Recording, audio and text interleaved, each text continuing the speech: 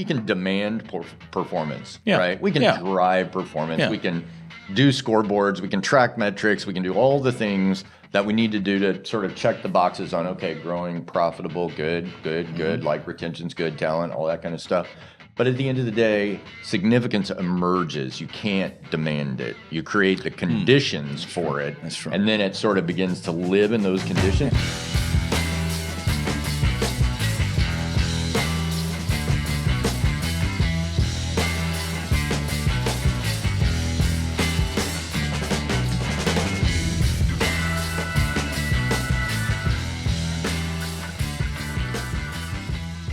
Hey everybody, welcome to the Exit Is Now podcast with me, your host, Scott Snider, back on another Flip the Script episode. So if you heard the first one, we changed it up here in 2025. So last year we introduced these new episodes, these Flip the Script, and we had people that are close to me on Team EPI come in and ask me questions about everything value acceleration, entrepreneurship, and so on. This year, we decided to keep it in because the audience liked it so much, but now we're going to bring in SEPAs and folks that have mentored me throughout my career outside of the direct team EPI, but certainly within the EPI community, to do the same. So I have certainly one of my favorite people in the world with us today, Sean Hutchinson. You saw him, well, if you're a follower of EPI, you see him quite often, but if you're a follower of the Exit Is Now podcast, you saw him all the way back in season 1, episode 2, where he was joined, I think, by Justin Goodbread, right? By right. Justin Goodbread to talk through, I think we talked through the evolution of exit planning. Remember at the time we were embarking on new research and all kinds of stuff. So now we're back 2 years later, and we're flipping the script.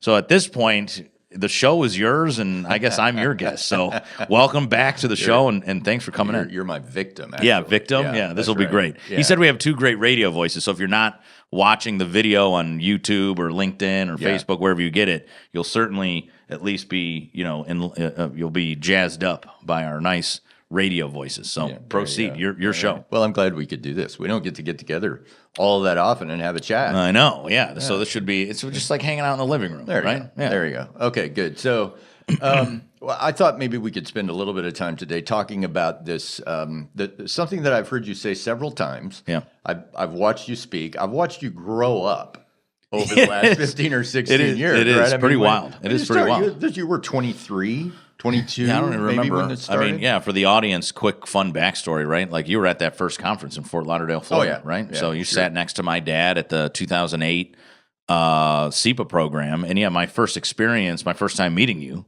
would have been when we weren't even owners of EPI yet, me and Dad. No, you weren't. Yeah. Dad chaired the first ever 2011 International Exit Planning Institute Conference, right? Very formal back then. Yeah, we didn't call it a summit. Yeah, not a summit yet. And I came down and for the first time experienced like a really professional world, right? Coming out of like a construction world, experience a very professional world. And that's what I would have meet you. So to your point, you saw me as somebody that had just sold a landscaping company that was, probably 23 years old. It's been kind of a sweet evolution, right? It's pretty wild. Yeah, that's pretty cool. I feel like I've had my child grow up in front of me. Yes, so maybe little brother, little brother. I always think younger brother. Always a huge mentor and influence in my life, but more like big brother. Okay. Yeah, I'll take that. I'll take that. So, the last few times that I've seen you speak at the summit, at chapter meetings, you were just at the chapter meeting in Denver, obviously where I live. Yeah. And you've been talking about the difference between a successful company and a significant company, moving from success to significance.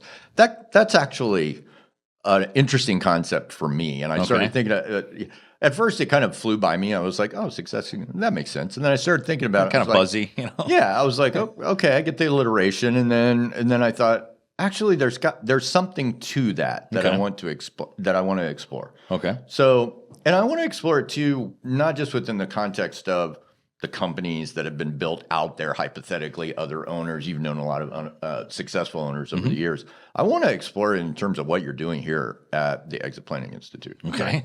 So when you and Chris bought it, it was not successful.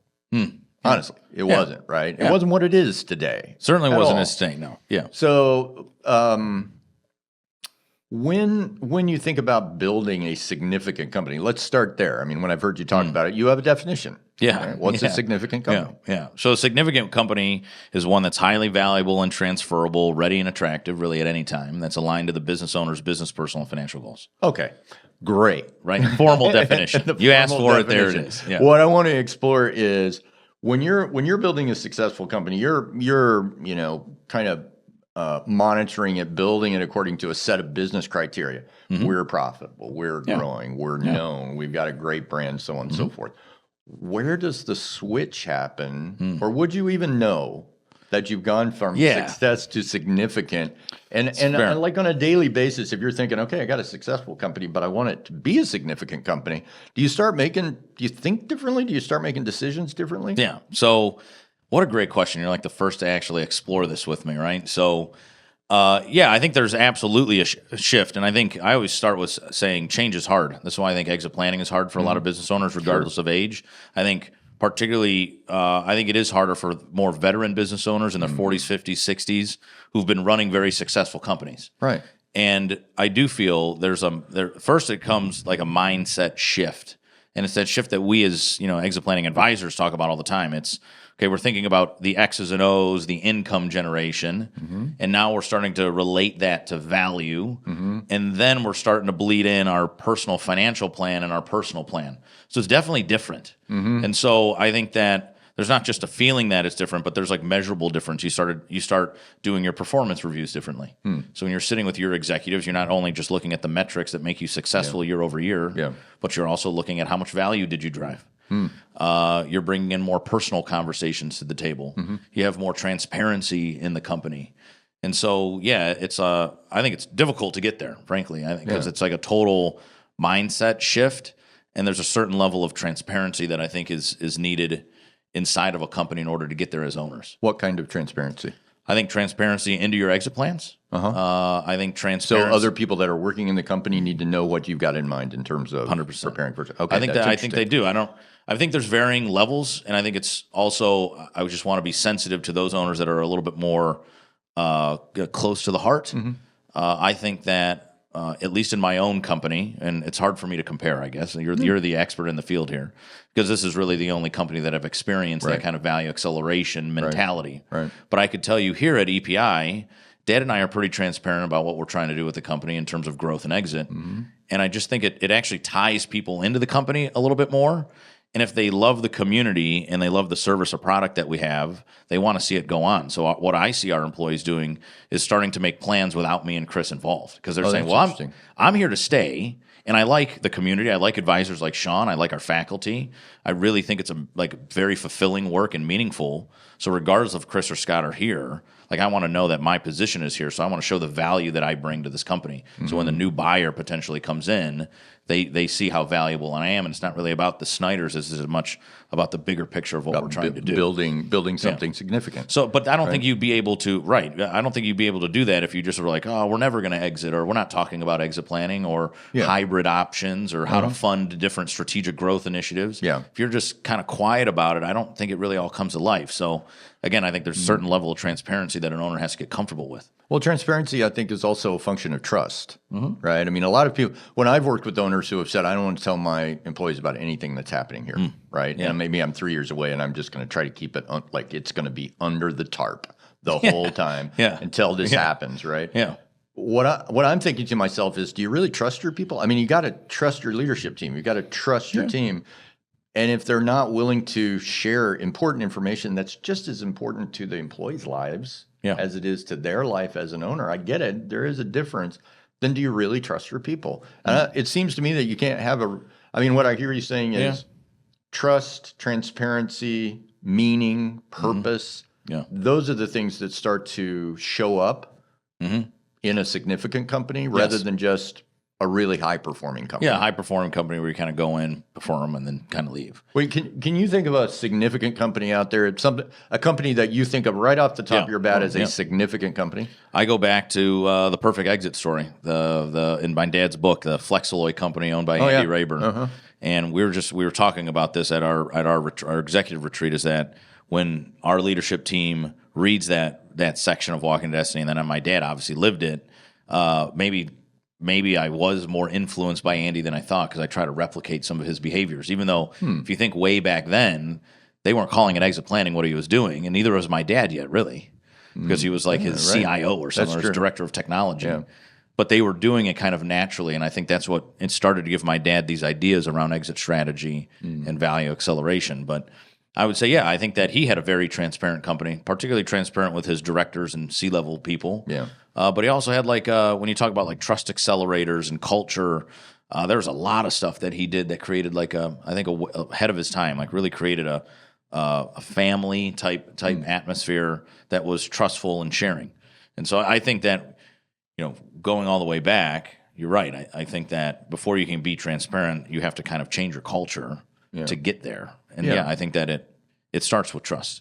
But we weren't always like that too at EPI. Okay. Right? We changed that in 2020 and 2021 as we pivoted through the pandemic, quite literally ripping our core values off the wall and putting new ones up. Interesting. And it was in that program that we also created like trust accelerators. And we were able to have more open discussions. Yeah. And so that it didn't come like we're sitting here, and it's taken us like 4 or 5 years to get to this conversation. It's intentional, right? Yeah, you bet. So, point is, right? It takes a while. It's not like I think that's one of the frustrations for owners to an exit plan. They're like, all right, I'm spending a lot of time, money, changing my mentality. This is kind of hard, right? It's hard. It's a little awkward, a little uncomfortable at sometimes. And they're like, well, where's the result? Yeah. But it took us. I could tell you. I think even the Exit Planning Institute, it took us really 4 or 5 years to get to where we're at today. But you decided you were going to go there, right? There was a conscious decision at that. Are you saying right there when the pandemic was starting in 20 and 21? Let's talk about that for a minute because I actually didn't realize that's what happened. So you ripped your core values off. Yeah, you didn't know that? I did not. So let's. We had like the fancy plaque, man. We had like the fancy plaque on the wall, right? Like you've seen in probably many companies. That's the most meaningful thing, isn't it? Right? Yeah. The fancy plaque. Well, now they don't even hang. So what I learned then. So rewind, yes. So we go back. It was obviously shook us up, right? It's the only year in our 12-year, 13-year history at EPI of owning EPI that we didn't grow. We stayed flat, 2019 and 2020 flat. Yeah. But me and Dad made a decision to not lay off or fire or let go anybody. So we had to float all of that. And I think it was a scary time, particularly for Dad. Maybe I'm just more crazy entrepreneur. But, we had 2 months with zero revenue and all kinds of expenses. Yeah. And so, and if you think about like even our EPI office, for example, like we're fighting for space now, but if you rewind back to 2019, we were swimming in this place, right? So we had a pretty big lease agreement, right? When you would come in here, and you're like, "Why do you need this?" It was like an empty vault, right? It was. It was like, wait a minute. There's like 2 separate sides of the office, and there's like only like 3 people on this one side. Now there's quite literally like 30 people on this one side of the office. It was very quiet. It was just kind of a scary time. And I think in those times, it makes you like rediscover yourself a little bit. It makes you like you test your core values, you test your kind of grit, you test your creativity, you test your like camaraderie and collaboration, and all of that was kind of put to the test. Obviously, we were shaken up a little bit in 2020, but we did 2 things that I think maybe 3 things that really changed that led us down this value acceleration path. One, quite literally, we had a plaque on this side of the office and a plaque on that side of the office with the fancy Snider Premier Growth logo, right? Like our holding company, Dad and I's little holding company, with core values that you would actually know well because they were basically concepts of value acceleration. Yeah. And so when we came through that and we went through this transformational leadership training, we had to reinvestigate core values. And what we found is that most of our leadership, people that were with me, like a Josh Koza has been here 10 years. Long time. He didn't even know what those core values were. Really? Yeah, because he's like, we don't live them. They're just like concepts on a wall. See, that's a great point. Right? And so we quite literally took them off and rewrote them together as a team, and core values that not only were good for the business, but things that who we were as people outside and inside of these walls of the office. Yeah. And to this day, they don't even hang up because they're just internalized. We could talk about them all day long amongst each other, and we revisit them on a quarterly basis. We could provide examples, everything that Dad talks about in Walking to Destiny. Yeah. So proof. But so we don't really need them hung up because we just live them. We know them, right? And I think there's 7 of them. I think most employees can get like 5 for 7, right? Like kind of off the cuff. But good. I do think they're pretty good. But that was a big thing. So that's number 1. 2, we reformed our leadership team. So the leadership team that you see today is pretty much the one that came out of like the Phoenix, if you will, in 2020. And then Dad let go. It was the first time that Dad really let go. Dad started to focus on estate planning, right? My sister and brother-in-law became mom and dad, right? So it was his first like grandchild. Right. And so I think for him during that pivot, he said, look, you take the business because you're closer to it so you could pivot faster. Use me for oversight and a few approvals along the way. But I think Dad concentrated on that estate planning, personal financial planning. And the combination of those three just kind of took us. And that's when that year is when Paige sat down. I don't know if you heard me tell this story. She sat down and we gave her an awesome review. And we promoted her into a management position, and we asked her to join the executive leadership team. And you could tell she's kind of got a kind of a crappy poker face, so you could tell she was kind of like smiling, but something was wrong. And I had said, "Hey, like I gave you a pretty good bonus. We gave you a good raise. We gave you a new title and new position, and I asked you to be like on my leadership team. What's wrong?" And she goes, "Well, I love you guys. I appreciate all of that, but." Those are the things that created a great company this year and positioned us for growth in the future. Yeah. But I put together this, and she like opens up a folder and she slides this paper across the desk and she goes, "This is how much value I created this year for you and Chris." There you go. Right. And I was like, well, in the moment, you're kind of like, oh, shit. Like, oh, okay. At least you're doing what we've asked you to do. But wow, I never got somebody like this. But I tell that story and I tell it often because now imagine 37 pages here at EPI. Yeah. The employees, whether they're a part-time administrator to a director of marketing now in Page, they all think income generation and value creation. But through that whole, that was a long answer, I guess, but the thing that happened for us in 2020, 2021, it all started with ripping those core values down and replacing ones that mattered. And then we started living, but then we also had a majority owner that started to let go and let the young team run, which I don't think it's talked about a lot. I also think it's talked about difficult. I think that's difficult for Dad, very difficult. Right? Yeah. Absolutely. So like it's those combinations. So when you talk about significant companies, it starts with a lot of education and like that kind of corny saying of like getting comfortable being uncomfortable, right? It was kind of those first couple of years were kind of awkward. Yeah. We're all kind of getting to know each other. We got new core values. Dad isn't around as much. We're making a lot of mistakes, Which I think is but I think it's You're cool. learning. But across the whole board too. So there's like also wisdom being shared all around us from all levels. So it's pretty 21 and 22 were super interesting. 23, 24, we got that engine jumping along. Like we're moving in terms of like focused on value. Yeah. So long answer, but the performance is I can't believe you didn't know that about ripping the core values. I did not, and I love it. I love the idea of creative destruction and then going into a period where it's kind of that J curve. Like, okay, we know we're doing the right thing, but this is hard. This is awkward. Is a great word for it, but we're owning all of that, right? As a team. And I know you guys you're an incredible team. This is maybe the only place I've ever walked into. I know there's conflict in every workplace. Sure. And, communication, we have debates, all that kind of stuff. But it's the only place that I've ever walked into, Scott, and I think, you owe it to yourself and everybody else, where I've thought, man, this really is a team.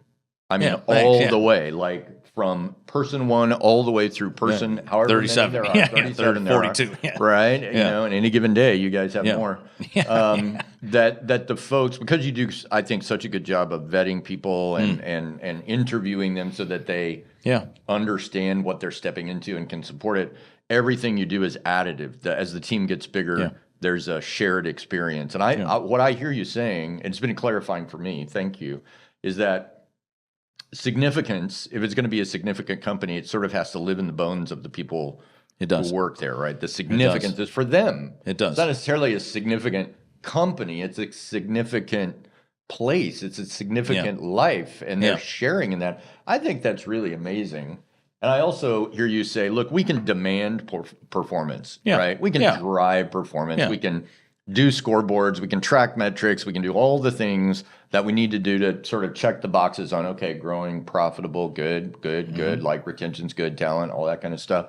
But at the end of the day, significance emerges. You can't demand it. You create the conditions for it. That's true. And then it sort of begins to live in those conditions. What you guys did, in my view, when you ripped the core values down and said, let's just rebuild this in a way that we can own it right here, like in our heart. And everybody was a part of it. Everybody was a part of it. Total transparency. Let's rebuild this thing in the way that we want to. We as a team. What you did is you set the conditions for significance to emerge and kind of like farming, and live. Right? Maybe it's the horticulturist in me. Yeah, that's right. It was, maybe though. it is. Maybe you're sort of if you think about sowing the seeds, right? When you lay it out that way, I think it was true, right? We ripped it off. Those core values were pretty much what I made, right? And I thought they were cool to hang on the wall, right? Fine. But they weren't significant. No, they weren't significant because everybody here, like the original crew that in 2021 that helped us create those, are still here as our executive leadership team. And to your point, they helped plant those seeds. Yeah. So now everybody has they're all vested in that, and that then bleeds to everybody's different teams and departments, and then it all brings it back all to one, and we're all watching it grow. And what I like to think, using that kind of silly analogy maybe, is that every new employee plants another seed. Yeah. Right. So they get to add to the garden. So it's actually kind of a cool. It is. I will say that one of my biggest fears, or one of the complexities of growth for me too, has been watching this team go from 5 to 40 to 60 to 80 to 90 and quickly. And you know me well. Like, I'm a pretty extroverted person, and like I really do love our people here at EPI. But I just don't know them as much as like when it was just 2 of us naturally, right? Because there's 40.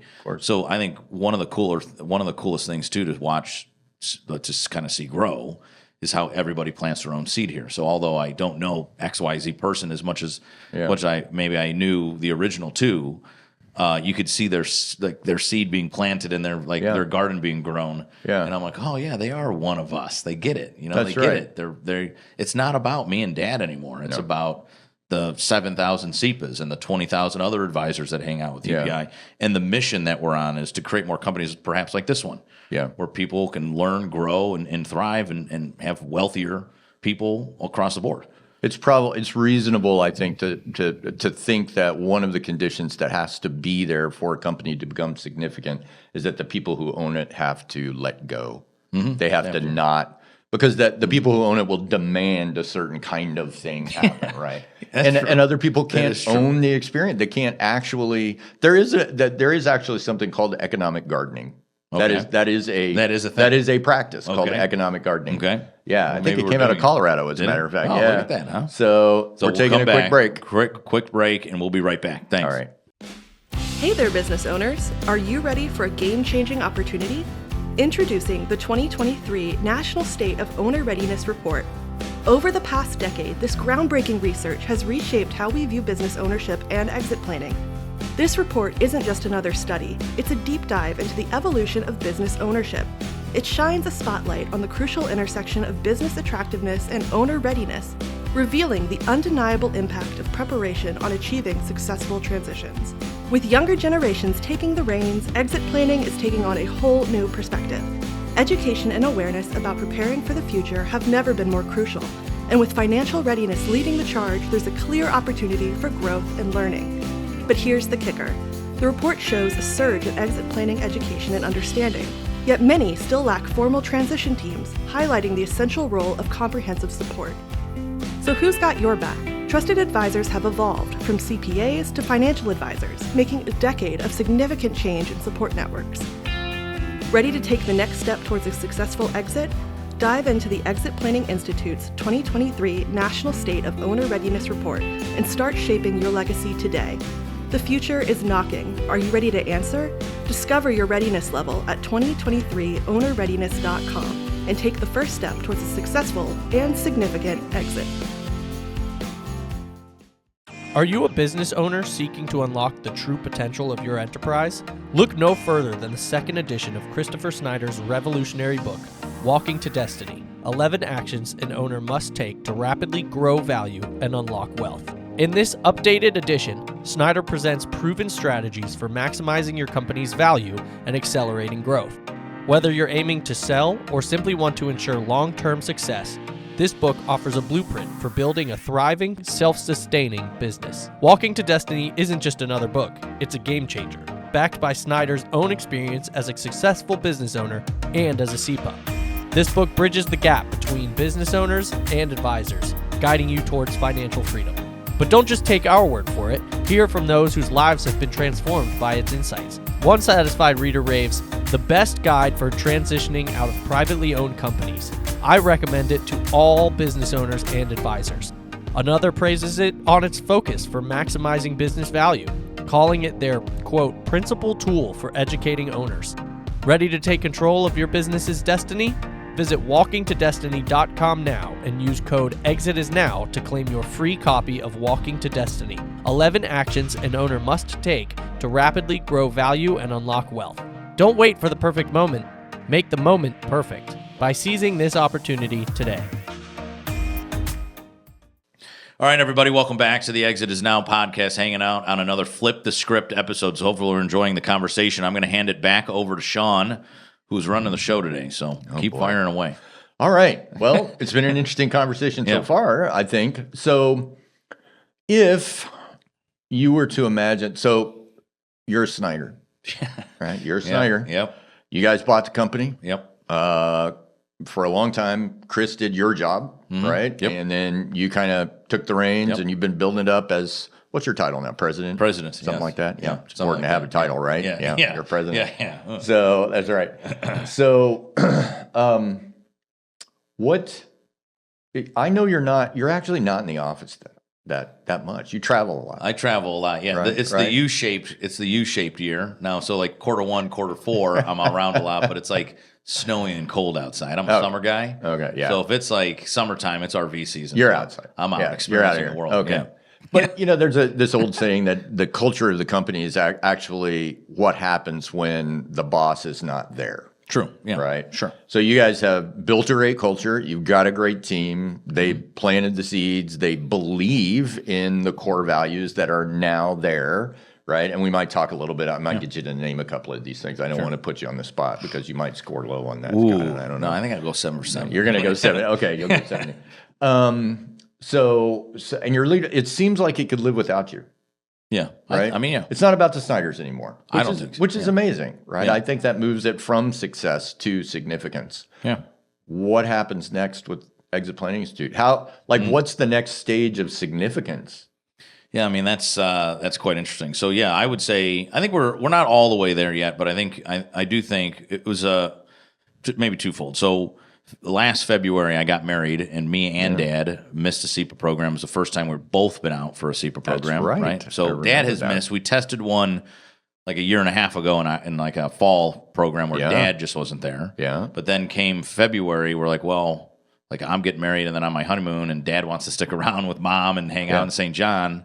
So we were both gone. And we have two directors, Jesse, who's in charge of business development, and Paige, who's in charge of marketing. We kind of left it to them, and then our other executive leaders that are there. And I mean, it's kind of one of those scenarios where I'm sure some crap happened, right? But they didn't tell us, and everything overall was fine. I don't think it missed a beat. Yeah. And that was like that first test for me, right? Mm-hmm. I have a deeper appreciation for what my dad went through, because letting go is hard, because they're getting it done. But they're getting it done in a little bit different way than I would have done it. But I can't really debate them, because it's working. It's working, and maybe even a little bit better. Exactly. So I'm like, ooh, I wouldn't have done it that way, but it seems to be working. So yeah, I would say the next. So that I think we're still working in that phase, right? To really kind of have me keep stepping back away. I think that the next level of significance for the company is, I think that what we're developing now is like that, I guess you would call that like that middle management, right? Mm-hmm. And so that next level of managers and having them start to take the reins. Mm-hmm. They're still a pretty young company too. That's true. And so I think the executive leaders need to continue to be empowered and rise up. And then this next level of managers continue to rise up. And I think the true test is, can we keep this culture thing going? Mm-hmm. So 2028, we've outlined 91 employees. So Wow. Can what we sit here and talk about today, 3 years from now, with double the employees, still be a thing? I mean, I think it can be, but I do think it just seems a lot more difficult. Again, doing stuff that I've never done before, right? It just seems like it would be a lot more difficult to make sure that culture is similar and growing and evolving in a way when you hit like double your employees. So I think that's maybe another one. For me personally, I'd like to do more like awareness campaigns, like more of like, I don't want to call myself like an ambassador of exit planning by any means, but I think I talk about this a lot on my phone calls or meetings, or maybe when you see me speak, I think one of the best examples of value acceleration at work is us. Mm-hmm. So I'd like to get out and tell my story more to show owners that it does work. Mm-hmm. Now, it does take time, and it does take a lot of effort and intentionality, but it does work if you surround yourself with the right team and kind of are willing to roll up your sleeves again and make it happen. And I think that the team would like me out doing more stuff like that too. Mm-hmm. And I think that if we could start to spread that message, we start to empower that next level middle management that we're starting to build out in our business today. I think that's maybe another level of significance. And then you get to exit options, right? Do you have employees start buying some shares? Like, what does that look like, and where does that all go? Yeah. So I think, it's significance, as you can tell in our conversation, is something that you're always after. I don't know if you always like fully achieve, because there's always like layers of it, right? You understand what I'm saying? Absolutely. It's not like an end goal where like I'm there. Yeah. It can be a little intimidating, because it is kind of like one of those dreams that you have where you're walking down a hall and the door at the end just keeps getting further away. Which sustaining that kind of energy over a long period of time is really tough, especially I think as you grow the company. But you guys have created the space for other people to plug into, right? 100%. And I think you have great leaders who can. I think if you guys just continue to live your values, it's not going to matter whether there's 50 people or 150 people. That's true. Yeah. And you hire the right people for the right reasons, and you bring them in. You have a way to onboard them that's not just about learn your job. It's about understanding. It's really the other way around. It's kind of weird, actually, when you get onboarded here, because it's more that what you just said. It's about learning the culture first. Yeah. Because anybody could, in today's world, could watch a video. It's like, and to your point, we're not hiring like crappy people. No, like, we're hiring people that are hired for content, sales, operations. Like, you're skilled in the role that you are coming in for. Yeah. What we need to actually train you up on is what is this business? What does significance mean? And how do we live that? So that's actually the harder part, I think. I think it is too. But you spend most of your training here at EPI learning our culture and the way we operate, which I think is a little intimidating for folks, particularly some of the the people that more veteran folks that we have here at EPI that have gone through a couple of jobs. People kind of look at our company and say, "Is this a real place? Like, there's no way that it's like this."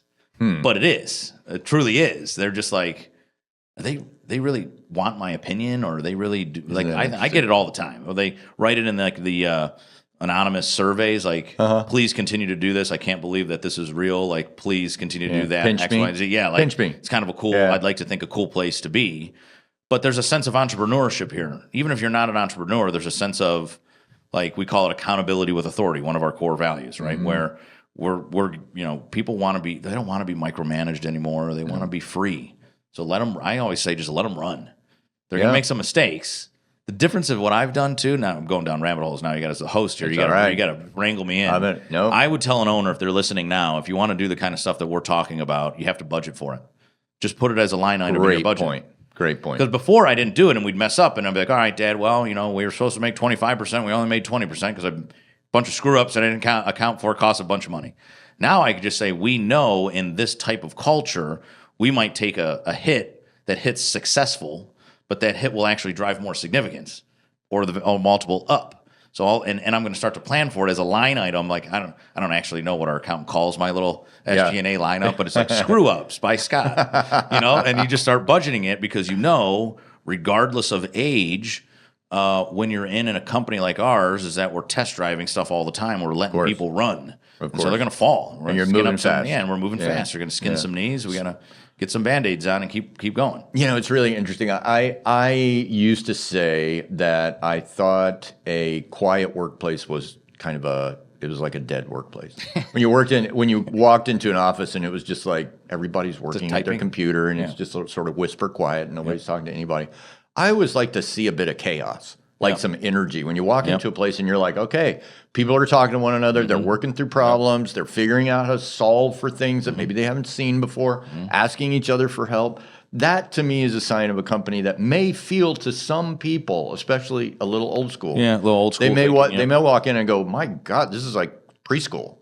Right? It is. It's like not where's real. The food fight? Yeah, right. Yeah, but for companies today have to move quickly. The markets have changed. Quick. Everything moves quickly. You don't have time to stop and kind of say, well, let's map this out. There is no map for the way that we do business these days.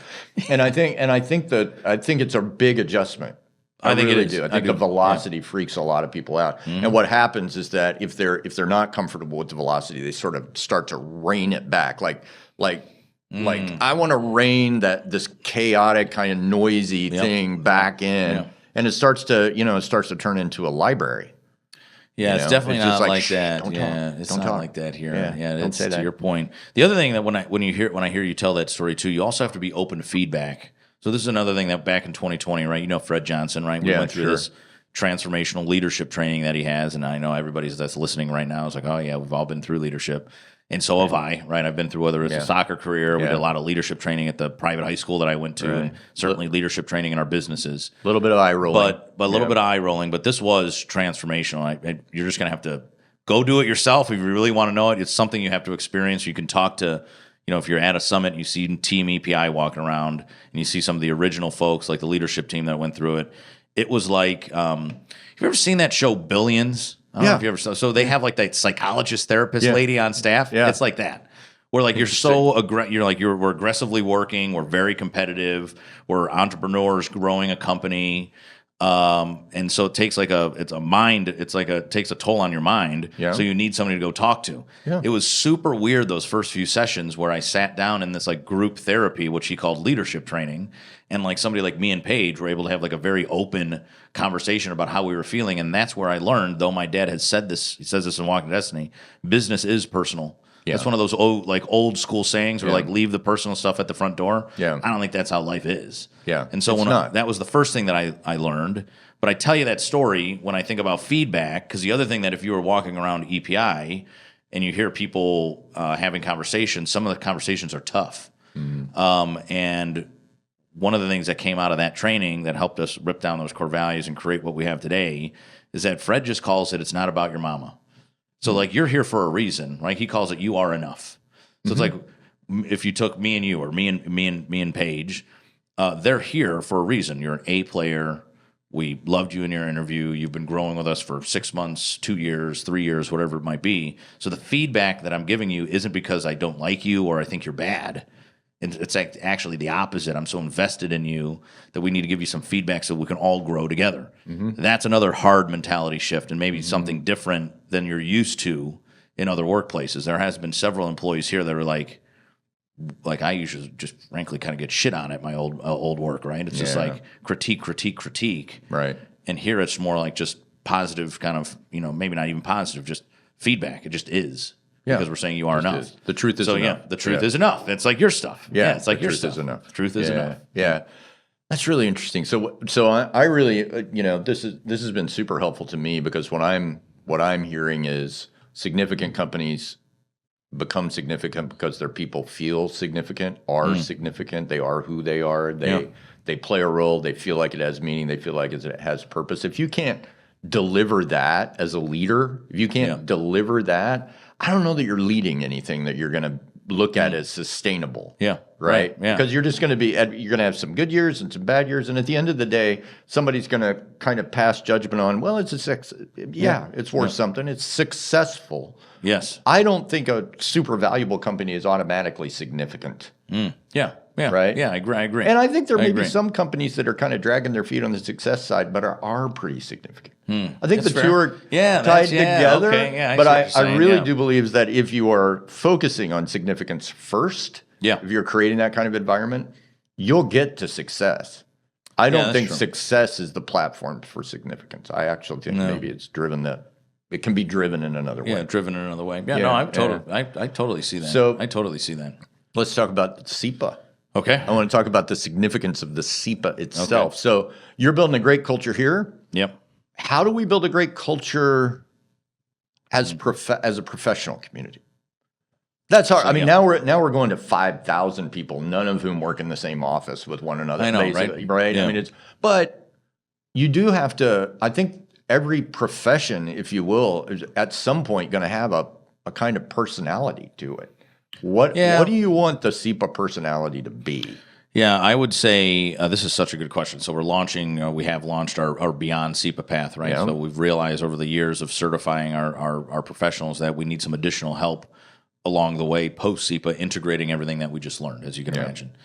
What I'd like to see, and maybe we don't have it today, and maybe we should, is a set of core values for our community that we all buy in. Because when you ask me that question, my brain goes, well, we just had an hour, almost an hour conversation about how we created it here at EPI. Yeah. So I guess if I had to recreate it in another organization or maybe in a community, I would break it down the way I started this, right? I was like, we need a set of core values. We need a set of trust accelerators. Yeah. We need a mission vision, where we're going and who we are. So but I think about, SEPAs, scattered brain right now, I think maybe they could adopt some of our core values. Like if you think about it, we also like purposeful growth is one of our core values at EPI. And I think as people in an ever evolving kind of process market with business owners today, I think we should be growing as professional advisors. Yeah. Technically, emotionally, I think that's kind of what maybe owners of the future are kind of looking for. But I would say I would definitely I think we should probably adopt a set of core values.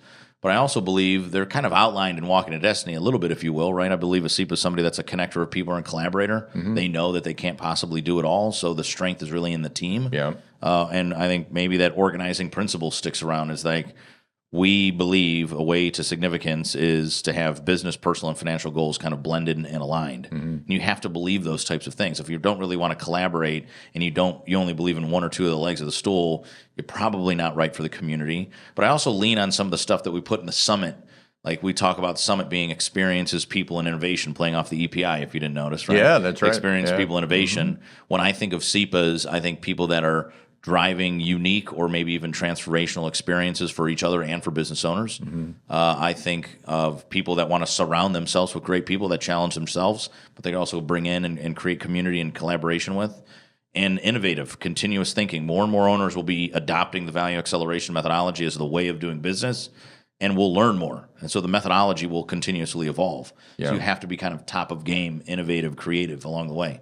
But I think that's where we go with significance, and I think that would be different than any other professional credential or any other credentialing community out there with those types of things. I think you're right. I think that one of the unique things about the SEPA community is its interdisciplinary nature. Of course. Right? When I go to the summit, the summits just get better and better and better. Yeah. The energy is amazing. And it's because I'm standing in a room with, where else am I going to be standing in a room with a financial advisor and a lawyer and an accountant, a life coach, and a family dynamics, specialist, and so on and so forth. And I'm thinking this is really something. This is very special. My challenge is how am I going to make the most of it? How am I going to make the most of it?